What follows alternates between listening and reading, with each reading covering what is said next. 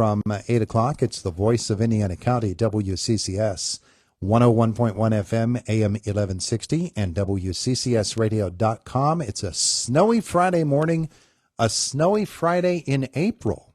Mr. Bob Pollock is with us from the Extension Service. Our conversation brought to you by Marcus & Mack, voted Best Personal Injury Law Firm in the Best of Indiana County contest. Marcus & Mack, a law firm representing injured people. Not unusual. Not unusual. That we get this at this time of the year, but awful hard on farmers right now, getting tractors out into the field. That's not happening, is it? No one should be out in the field. You might have to go out to plow snow. Yeah, well, we shouldn't be out on our lawns right now when it's all mucky like this. Mucky and wet, and just need to sit back and hang in there. Relax a little bit. Don't get in a rush. Yep. Yeah. Things are starting to slowly. Some people have mowed their yards already and trying to get it evened up and clip off the high stuff and maybe clean up some debris, that leaves and stuff that's hung in there. Found a little niche to hang in there during the winter. Well, let's start there with equipment and talk about what we should be thinking about with equipment right now and what we're using to mow our lawns and the blades and the sharpness of them and whether we're really manhandling or roughing up those grass blades when we cut them or not. Is it all that important that we have extra sharp blades, or is a dull blade just as good? Well, I'm not sure what we use. What's the purpose of a dull knife? Maybe we ought to start there.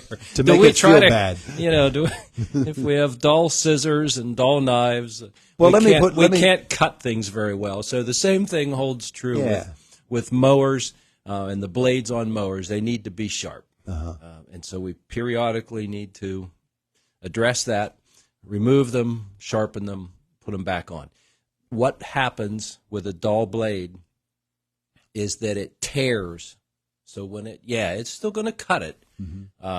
Those blades are spinning very fast, and so they will cut, but they tear when they cut. And so you want a nice clean cut, just like you're cutting a piece of paper. You want that to be nice and clean and no ragged edges. And if we do get ragged edges, then it does tear that leaf surface, and so you'll get some of that.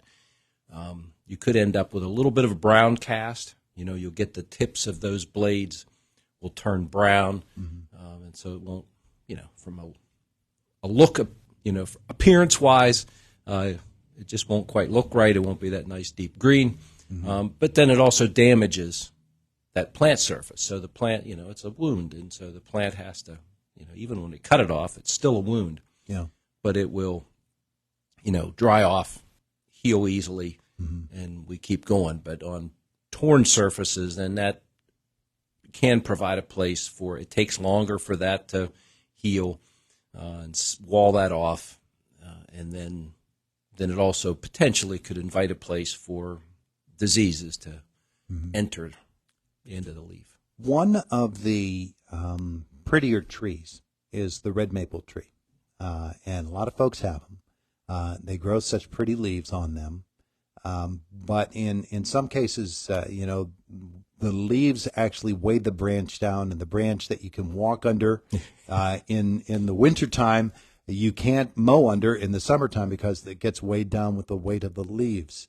Let's talk about trimming off those lower branches and how we are to go about it. Because I know we don't want to go all the way back to the trunk and mow all the way back there or saw off back there. How far out on that branch from the trunk should we go? If we go way back to when that tree was originally planted, one of the best times to try and get started off properly is to kind of limb that up. As that tree grows, the smaller the cut we make, and it's okay to remove those bottom limbs to limb it up, lift it up, so that you can get traffic underneath there. And develop that as time goes on. Some people don't want to be able to necessarily get under there, or it might be an mulched bed or some sort of planting bed where we can let those branches be lowered to the ground. If it's out in the yard where we need to either walk under it, or maybe we'll have a picnic table under it, or a chair or a hammock or something, then we need to think about that as that tree, where we place it, and then as it starts to grow, okay, where do we need to have that bottom set of limbs at? Yeah. Now we've got to get some growth on that. Those are the oldest branches that are on the tree. So as we get, several years into growth, and the top's growing and we're getting new branches, then we can start to look at maybe removing those lowest branches, so we can start to get clearance there. Now, the lower limbs, they're going to have a bit of a shoulder on them where they attach to the trunk. Right. As they grow, as they develop, they're going to get larger in circumference. The whole branch will, but at the base, where it's attached to the main trunk, it will be wider there, broader, as that branch grows. But we can, sometimes the best thing to do is to remove those.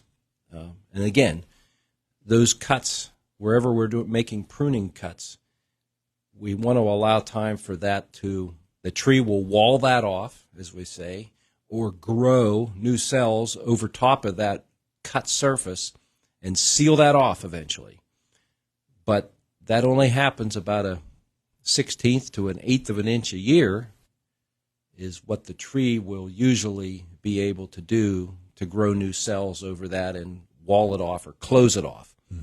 So it's just like healing a wound over time, but it takes time. So the larger the branch we cut, the longer that will take, and the greater the chance is that we will get decay or something else happening on that exposed surface that will cause, of course, rot or decay in there, which we want to try to avoid, because even though the center of that, as the tree grows, is all dead cells, but it's very important. That's the wood. When you cut a tree down and turn it into wood, that's the wood we use to build things with. So that wood's very important from a structural perspective, even though it's dead cells. It's only that outer layer underneath the bark that's actually living, that's reproducing cells, making new wood, making those new growth rings, and then, growing the tree, and where the water and the nutrients flow. So, but from a training perspective, that's what we would prefer to do, and not wait until that branch gets 6, 8, 10 inches in diameter, and then go in and say, oh, I need to remove that limb. Well, we should have done that 4 or 5 years before that. Yeah. Just thinking ahead about what's going to happen. So that's, and a lot of trees need trained.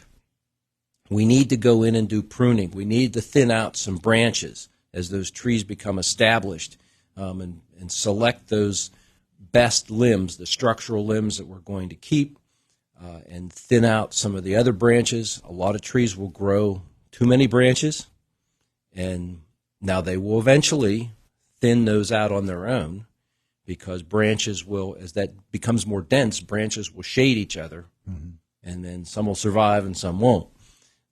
So that we can get some dead wood in there, and the tree will do that on its own some. But and trees grow differently in a landscape setting out in the open than they do in the woods. We tend, in the woods, there tend to be a lot more. Trees set seed, a variety of those seed will start to grow, and then we have this dense, woods, and they thin themselves out eventually too. The ones that, grow faster, shade out the ones that grow slower, and so they will thin themselves out that way. But in the landscape, we're planting one tree, and so it might have a lot more space to grow, and so it might grow wider and taller in that situation than it would in that woods. In the woods, we tend to get narrower, taller trees, right, because we have all that competition around. But out in the open, that same tree, you might have picked the seed, or you might have picked the seedling up, out in the woods and moved it. And you compare that to, you watch those two trees grow over the decades, and they can, yes, they're the same tree. They came from the same seed, but their growth habits are different. So the twins grow differently. One. Well, in a seed though, there's always variation in any lot of seed, right? One twin can dominate the other. If we would have vegetatively propagated it, right, taken cuttings, then yes, those would be identical to each other. Be a really good name for a band too. Vegetatively propagated.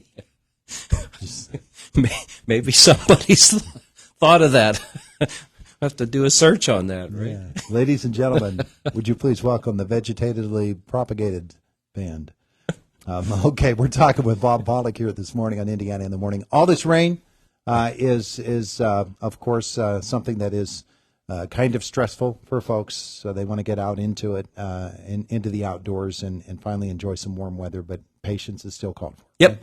You still can do some cleanup things, and even in this weather, we can make observations. We can go around and look. Where are the areas? With all the rain, that's the time to look. Where do I have drainage issues? Where is water puddling? Do I have some swales or some low areas where water's collecting and maybe it's not able to go through?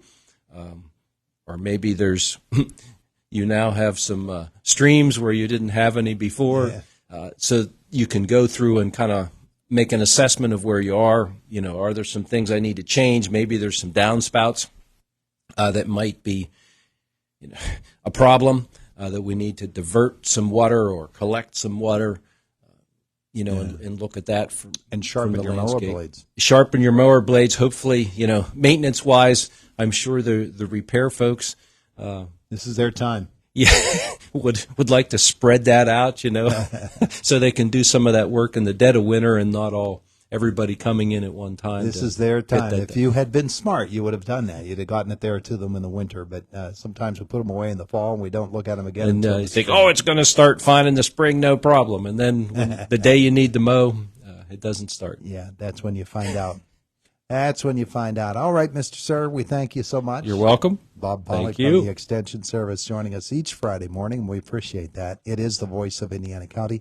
It's WCCS 101.1 FM, AM 1160, and WCCSradio.com.